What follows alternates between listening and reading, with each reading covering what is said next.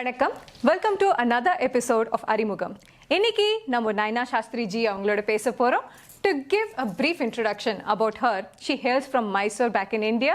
She is not just a dancer performer, she is a researcher, a scholar, an educator and an amazing performer. We were just now talking what it takes for an artist to be on the stage. We'll talk more about it. She actually owns a dance school called Ushanjali School of Arts. She's the founder and the artistic director.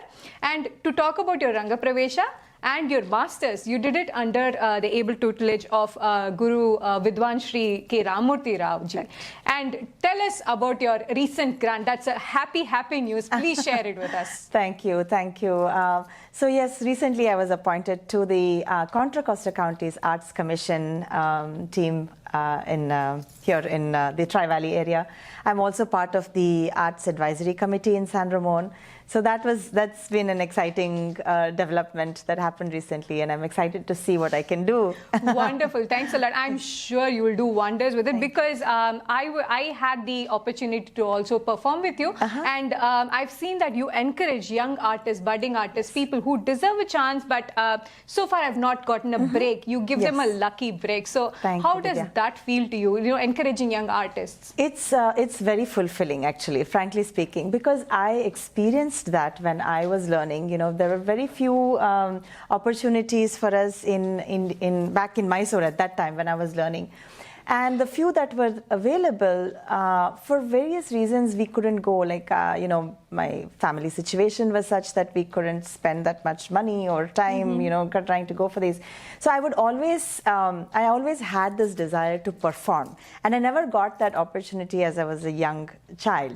So when I grew up and I started my school, I said, I'm going to give as much opportunities for my students or any other talented performer to present, because that is what we crave, right? Exactly. When we have learnt an art, and it's a performing art. Correct. If we don't perform, we feel a little incomplete. Correct. Very true. Very true. Yeah. So, talking about your students, what is the general age category that you handle for kids, like when you teach them dance? Sure. So I have kids who are I prefer them to be at least 5 years old, but I've had a couple of kids who are much younger. One reason for that is they are sisters. So they have an older sister who learns dance, or so they have watch them, and they are very interested in it. So I kind of say, okay, let's see how it goes. Bring them over and we will see. Otherwise, generally about 5 years. And then I have adults, 5 years and up. How is it working explicitly with teenagers, and how do you actually, there are a lot more things that they're dealing with. School, there's a lot of peer pressure, there's a lot of other classes that they're working on. So how do you actually, steer them in the right direction when it comes to dance? Teenagers today, especially here in the US, I think are very... they have so many activities that they're involved in. We were never, it was never like that for us in India. For me, dance was what I used to do. That was one thing, and I learned music for some time, but that was it. It was not like we were pressured into doing all these other things, right? So here, a lot of it is based on their college apps. So when they learn, whatever they learn, generally tends to be because they want to present it for a college application. True. So it's sometimes hard to tell them that don't take this art form as a college application, resume building activity. Do it because you like it, or build liking to it. Then you can write a story, whatever you want to write. Correct. But if you look at it from that kind of angle, then you're not going to go ahead. So that's why I would like to involve our youth, the teenage girls, in these other aspects of program, like emceeing, arranging, coordinating, because they understand that dance is not just about dressing up nicely and doing something on stage. There are so many other things that you need to be also, you need to know, what are you dancing? What is the composition? Who has done this? Who was the person who has done the composition? What is it about? So these things they understand, I think, I hope, that they understand by doing all these other activities. Correct. Behind the scenes, it behind takes so the much scenes, to, yes. Compared to other art forms, I would say a little bit more expensive in the sense to even get on the stage, the makeup, the costume, the jewelry. Correct. So if anyone were to take up dancing, or if a the parents are thinking about introducing their child to dance, what do you think would be the right age to even invest in all of this? Correct. Like, how would you prepare the parents for? Sure. Very true. Dance that way is a very dependent art form, actually, I would say, because we depend on musicians, we Correct. depend on all these other accessories. So the first few years, I don't have them invest much in anything. We just use pattu pavadas and simple jewelry, whatever they have, maybe one small netti chutti, if they don't have one, and use our traditional, accessories.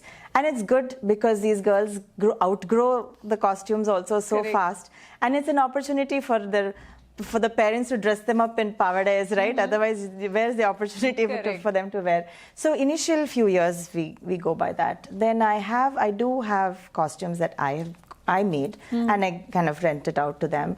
As they come into like more upper elementary, middle school, then I tell parents to invest at least in a simple jewelry set because that is something that can last. Correct. Versus a costume which they might outgrow.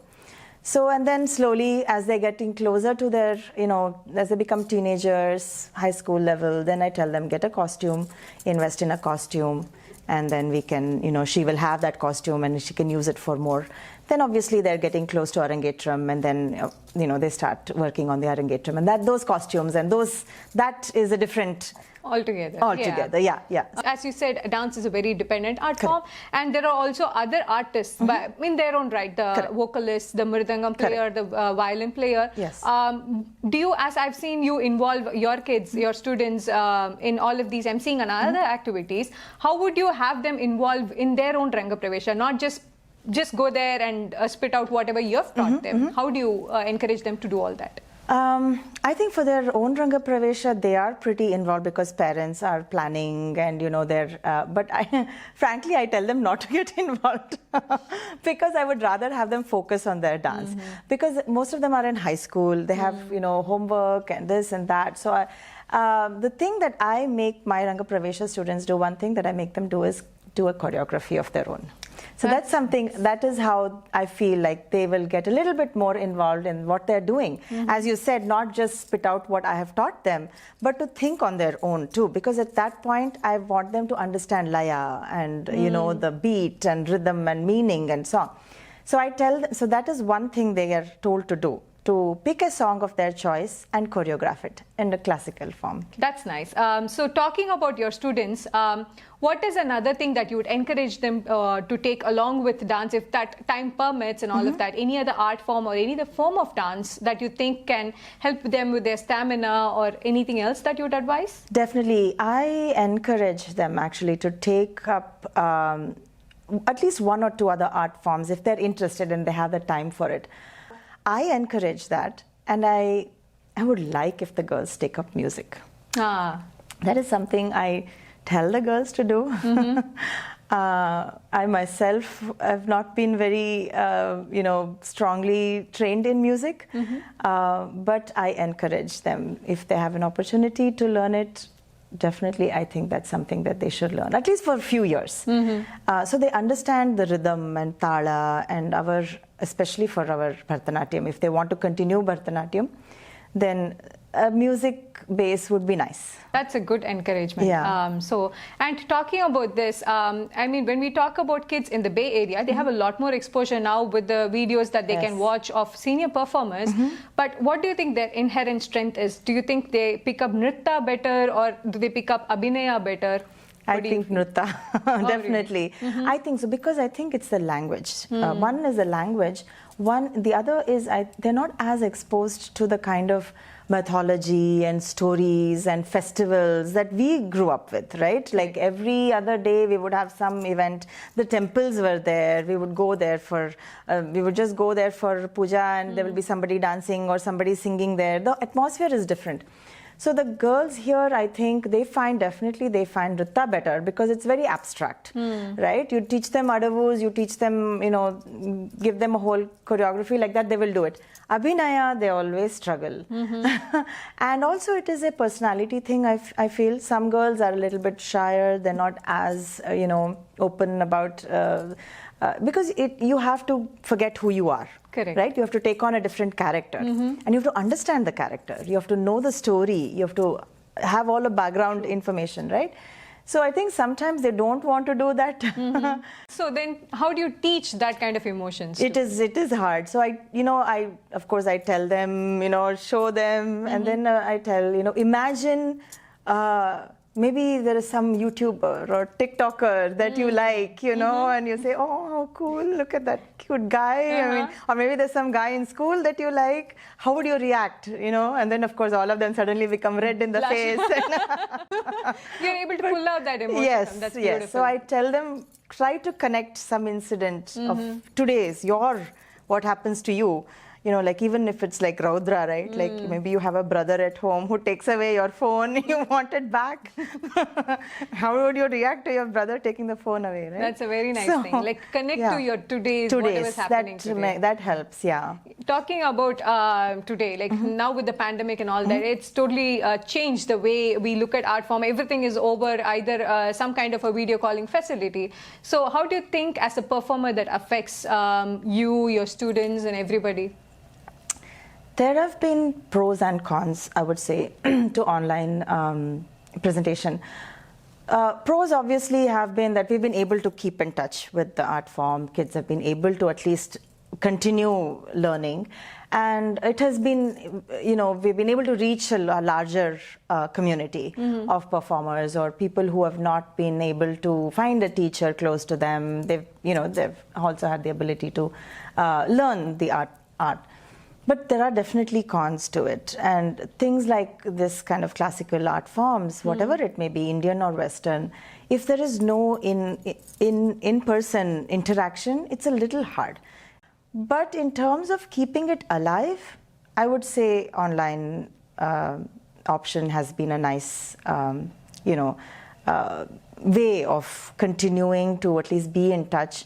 For senior artists, like at least advanced people, I feel it's been good because they have now been able to reach out to eminent gurus.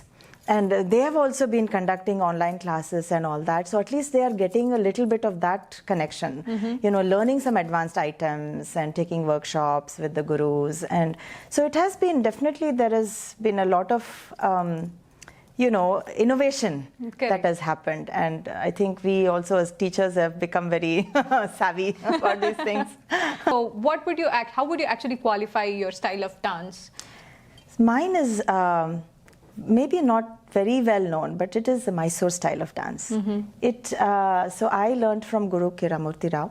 His teacher was Guru Vishnu Das.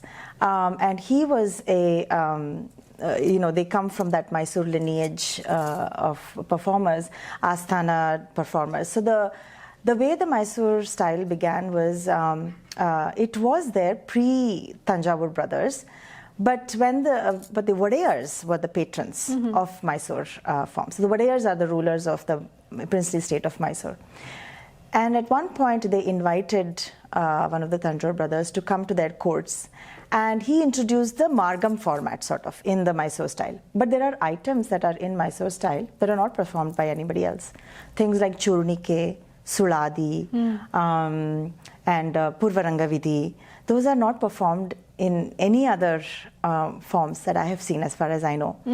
And the Mysore style is very heavy on Abhinaya. Okay. So Nritta is just a sort of a accessory.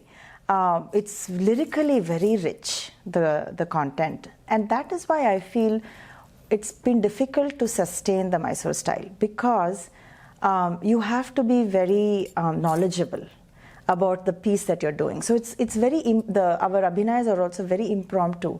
Like, we don't have structure in the sense that, like in Kalakshetra or other styles, if you go 2 steps forward, you have to come 2 steps back. You have very clear-cut actions, right?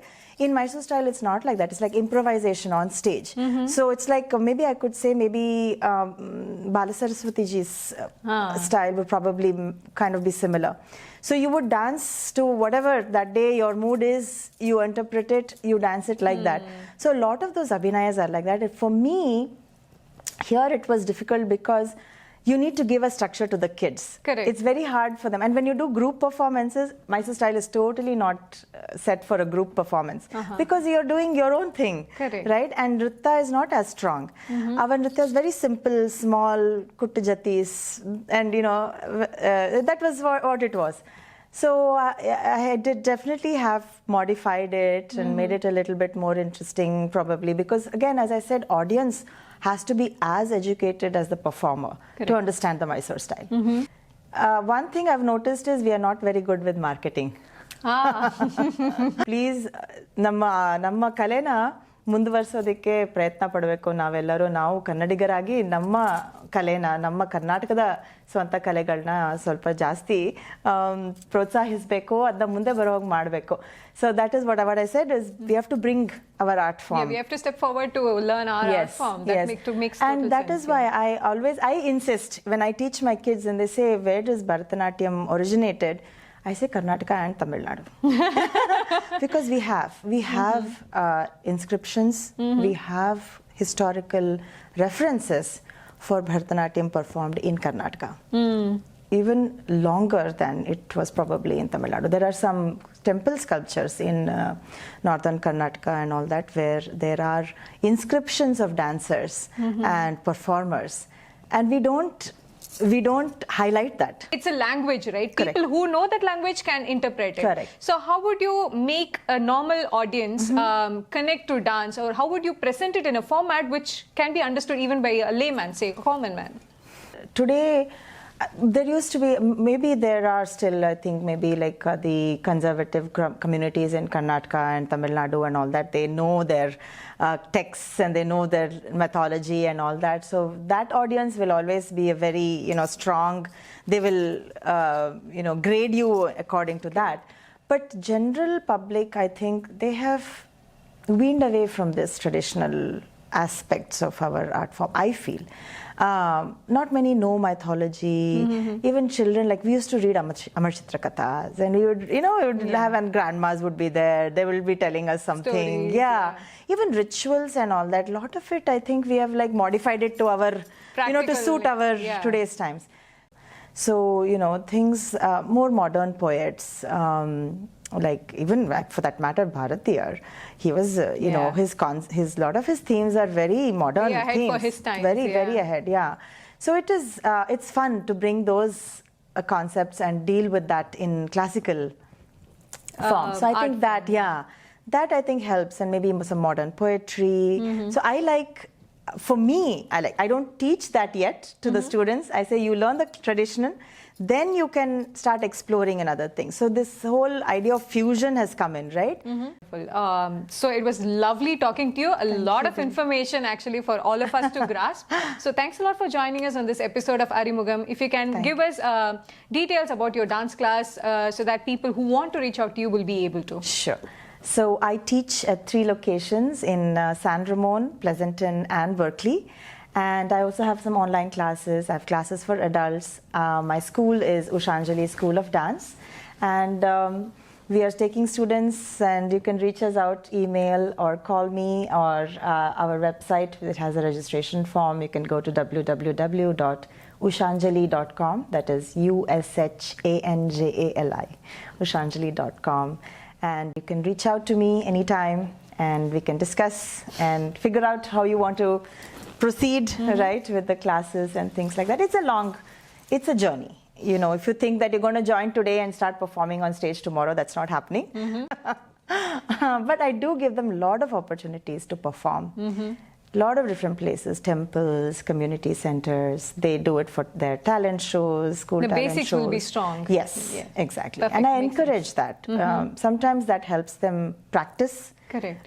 Because they're motivated. Oh, there's a performance in next 2 weekends. Good so we drive need to, for them. some sort of a push to make them do All right. it. So thank you so much for joining us, Naina ji. Thanks a lot for your time on this episode of Arimugam. Thank you, Divya, and thank you to Arimugam and Ryan ji for for creating this amazing opportunity to bring teachers together. Thank you so much.